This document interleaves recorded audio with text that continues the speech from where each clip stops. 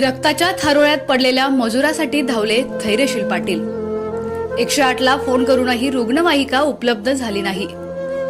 त्यामध्ये सुधारणा नाही झाल्या तर आचारसंहिता झाल्या तीव्र पद्धतीचं आम्ही आंदोलन 108 अँब्युलन्स मध्ये करणार आहोत। पुसेसावळी येथील एक मजूर गोंदवले येथे कामानिमित्त आला होता।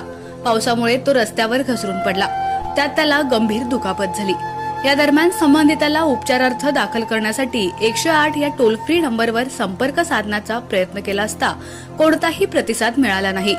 त्यामुळे महाराष्ट्र नवनिर्माण सेनेचे सातारा जिल्हाध्यक्ष धैर्यशील पाटील यांनी खाजगी गाडी पाठवून देत संबंधित रुग्णाला दहिवडी येथील ग्रामीण रुग्णालयात दाखल केलं।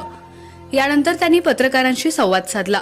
फोन लागल्यानंतर त्यांनी गाडी पाठवतोय, येतोय, दहिवडीची गाडी मेंटेनन्सला गेली, ह्याची गाडी इकडे गेली, ह्याची गाडी इकडे गेली अशी आम्हाला कारणे सांगितली। तो मजूर रक्ताच्या थारोळ्यात पडलेला होता। त्याच्या गुडघ्याला, पायाला, डोक्याला तो रक्तबंबाळ झालेला होता। आम्ही अक्षरशः त्यांची वाट बघून आम्ही स्वतः खाजगी गाडी बोलवली आणि खाजगी गाडीमध्ये त्याला गाडीमध्ये घालून आम्ही दहिवडी ग्रामीण रुग्णालयामध्ये त्याला पोच केला। ही गोष्ट इतकी वाईट आहे।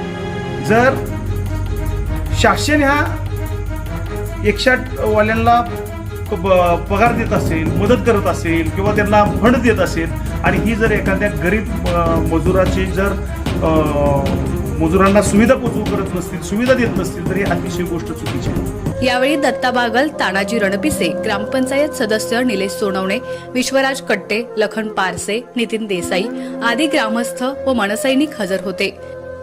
एकनाथ वाघमोडे, दहिवडी।